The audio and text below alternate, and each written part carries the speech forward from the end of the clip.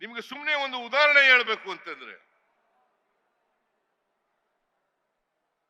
ಇವತ್ತು ಕ್ರೆಡಿಬಿಲಿಟಿ ಇಲ್ಲದೆ ಇರ್ತಕ್ಕಂಥ ಅಬ್ರಾಮ್ ನನ್ ಕಂಪ್ಲೇಂಟ್ ಕೊಡ್ತಾರೆ ಗವರ್ನರ್ಗೆ. 26/7/2024 11:30 ಗಂಟೆಗೆ ಅವರು ರಾತ್ರಿ 10 ಗಂಟೆಗೆ ಶೋಕಾಸ್ ನೋಟಿಸ್ ತಯಾರು ಮಾಡಿಬಿಡ್ತಾರೆ. ರಾಜ್ಯಪಾಲರು ಸಂವಿಧಾನದ ಹೆಡ್ಡು ಕಾನೂನನ್ನು ಎತ್ತಿಡಿಬೇಕಾದವರು ಅವರು. ಇದೇ ಕುಮಾರಸ್ವಾಮಿದು ಅಪ್ಲಿಕೇಶನ್ ಇರ್ತದೆ. ನವೆಂಬರ್ 2023 ಮೊನ್ನೆ ಕೊಟ್ಟಿದ್ದಾರೆ ಕ್ಲಾರಿಫಿಕೇಶನ್. ಮೊನ್ನೆ ಕ್ಲಾರಿಫಿಕೇಶನ್ ಕೇಳಿದ್ದಾರೆ 29ನೇ ತಾರೀಕು.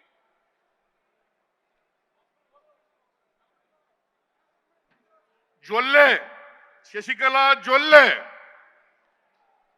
ಅವರು 22ನೇ ಇಸ್ವಿ ಇವತ್ತಿನವರಿಗೆ ಏನು ಕೇಳಿಲ್ಲ, ಅವ್ರಿಗೆ ನೋಟಿಸ್ ಕೊಟ್ಟಿಲ್ಲ. ನಿರಾಣಿ ಅವ್ರ ಮೇಲೆ ನೋಟಿಸ್ ಕೊಟ್ಟಿಲ್ಲ. ಘನತೆವೆತ್ತ ರಾಜ್ಯಪಾಲರು ನನ್ನ ಕೇಸ್ನಲ್ಲಿ ಬಹಳ ಆತುರವಾಗಿ ಕೊಟ್ಬಿಟ್ಟಿದಾರಲ್ಲ. ಇದರಲ್ಲಿ ಬೋನಫೈಡಿಸ್ ಇದೆಯಾ? ಕಾನೂನು ರೀತಿ ಮಾಡಿದಾರಾ? ಮಾಡಿಲ್ಲ.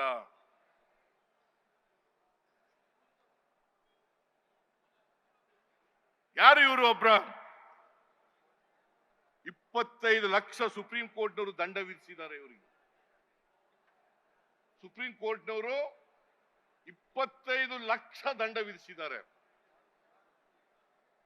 ರಾಧಾ ಅಂತಕ್ಕಂಥ ಒಬ್ಬ ಹೆಣ್ಮಗಳು ಅವ್ರು ಕಂಪ್ಲೇಂಟ್ ಕೊಟ್ಟಿದ್ದಾರೆ.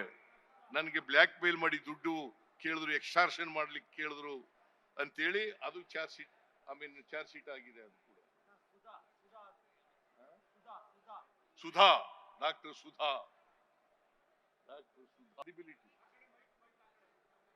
ಇವ್ರ ಕ್ರೆಡಿಬಿಲಿಟಿ ಇದು. ಇವರು ಏನ್ ಬಿಜೆಪಿಯವರು, ಜೆಡಿಎಸ್ನವರು ದೇವ ಬಂದವ್ರ ರೀತಿ ಏನ್ ಪಾದಯಾತ್ರೆ ಮಾಡ್ತೀವಿ.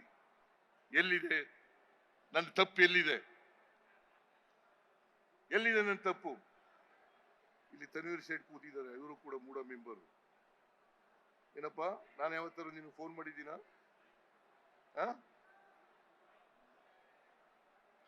ಯಾವತ್ತೂ ನಾನು ಯಾವ ಸದಸ್ಯರಿಗೂ ಫೋನೂ ಮಾಡಿಲ್ಲ. ಫೋನು ಮಾಡಿಲ್ಲ. 2010ರಲ್ಲಿ ದಾನ ಬರ್ಕೊಟ್ಟಾಗ ನನ್ನ ಬಾಂಬೆದ ಯಾರ ಅಧಿಕಾರದಲ್ಲಿದ್ರು?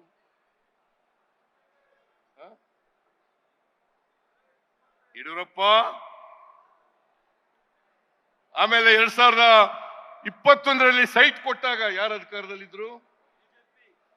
ಬಿಜೆಪಿ. ಬಸವರಾಜ ಬೊಮ್ಮಾಯಿ, ಯಡಿಯೂರಪ್ಪ. ಎಲ್ಲಿದೆ ತಪ್ಪು? ಎಲ್ಲಿದೆ ತಪ್ಪು? ಏನಾರು ತಪ್ಪು ಮಾಡಿರ್ತಕ್ಕಂಥದ್ದು ಮೂಢ.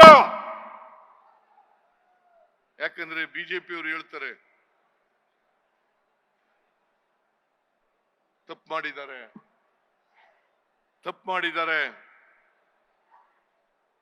ನಾನು ಇನ್ಫ್ಲೂಯೆನ್ಸ್ ಮಾಡಿದ್ದೀನಿ. ಡೆಪ್ಯೂಟಿ ಚೀಫ್ ಮಿನಿಸ್ಟರ್ ಇದ್ದಾಗ ಲೀಡರ್ ಆಫ್ ದಿ ಅಪೋಸಿಷನ್ ಆಗಿ ಇನ್ಫ್ಲೂಯೆನ್ಸ್ ಮಾಡಿದ್ದೀನಿ. ಅವ್ರದೇ ಅಧ್ಯಕ್ಷ, ಅವ್ರ ಪಾರ್ಟಿ ಅಧ್ಯಕ್ಷ ರಾಜೀವ್, ಅವನಿಗೂ ಫೋನ್ ಮಾಡಿಲ್ಲ ನಾನು.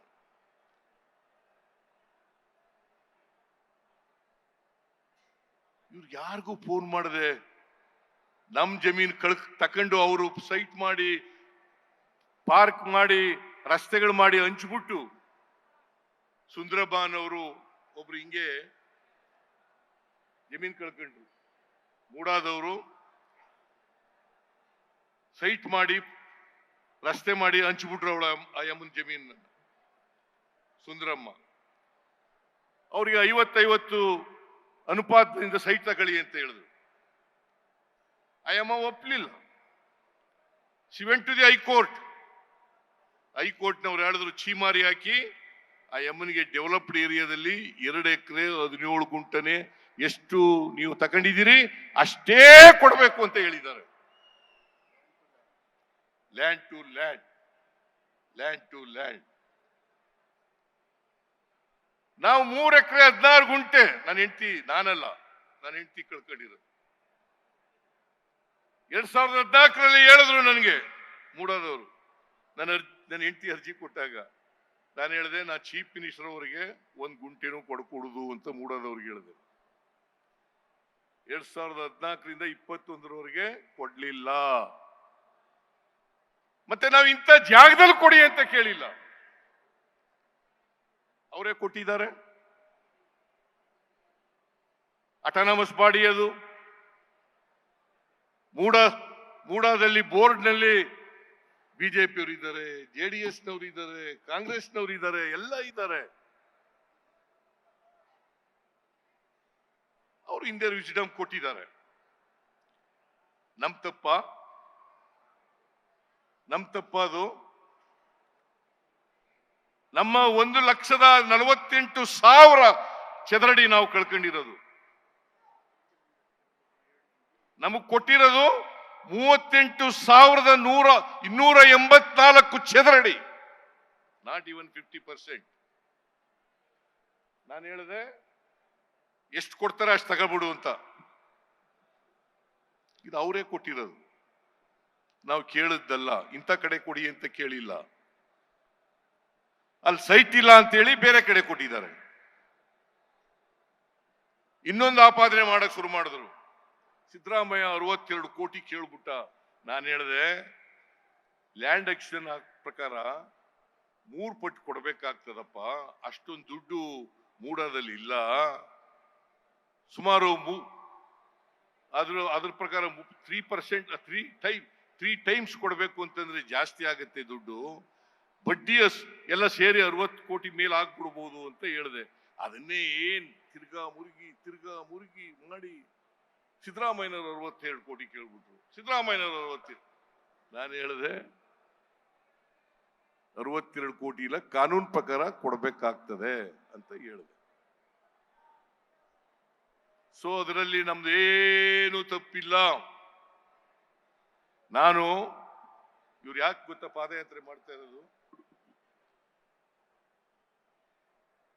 ಯಾಕೆ ಗೊತ್ತಾ ಮಾಡ್ತಾ ಇರೋದು? ನಾನು ಬಡವ್ರ ಪರವಾಗಿದ್ದೀನಿ ಅಂತ, ಹಿಂದುಳಿದವ್ರ ಪರವಾಗಿದ್ದೀನಿ ಅಂತ, ದಲಿತರ ಪರವಾಗಿದ್ದೀನಿ ಅಂತ, ಅಲ್ಪಸಂಖ್ಯಾತರ ಪರವಾಗಿದ್ದೀನಿ ಅಂತ. ಬಡವರಿಗೆ 2013ರಿಂದ 18ರವರೆಗೆ ಅನೇಕ ಬಡವರಿಗೆ ಕಾರ್ಯಕ್ರಮಗಳನ್ನು ಮಾಡೋದು. ಅನ್ನಭಾಗ್ಯ, ಕ್ಷೀರಭಾಗ್ಯ, ಕೃಷಿ ಭಾಗ್ಯ, ಇಂದಿರಾ ಕ್ಯಾಂಟೀನ್, ಮಾತೃಪೂರ್ಣ, ಶಿವಭಾಗ್ಯ, ಶಾದಿ ಭಾಗ್ಯ, ಪಶು ಭಾಗ್ಯ, ಹೀಗೆ ಅನೇಕ ಬಡವರಿಗೆ ಅನೇಕ ಕಾರ್ಯಕ್ರಮಗಳನ್ನ, ರೈತರಿಗೆ, ಮಹಿಳೆಯರಿಗೆ ಮಾಡೋದು. ಈಗ 5 ಗ್ಯಾರಂಟಿಗಳನ್ನ ಜಾರಿ ಕೊಟ್ಬಿಟ್ಟವಲ್ಲ, ಅದು ಬಡವರಿಗೆ ಶಕ್ತಿ ಕೊಡ್ತಕ್ಕಂಥ ಕೆಲಸವನ್ನು ಮಾಡಿದ್ವಲ್ಲ. ಬಡವರು ಎಲ್ಲ ನಮ್ಮ ಜೊತೆ ನಿಂತಿರಲ್ಲ, ಅದನ್ನು ಸಹಿಸ್ಕೊಳಕ್ಕಾಗಲ್ಲ ಇವ್ರ ಕೈನಲ್ಲಿ, ಅದನ್ನು ಸಹಿಸ್ಕೊಳಕ್ಕಾಗಲ್ಲ. ನೀವು ಇವ್ರೇನೇ ದೊಂಬರಾಟ ಆಡ್ರಿ, ನಾನು ಈ ರಾಜ್ಯದ ಜನರಲ್ಲಿ ಮನವಿಯನ್ನು ಮಾಡ್ತೇನೆ, ಕೈ ಮುಗಿದು ಪ್ರಾರ್ಥನೆ ಮಾಡ್ತೇನೆ, ನಿಮ್ಮ ಆಶೀರ್ವಾದ ನಿರಂತರವಾಗಿರಲಿ.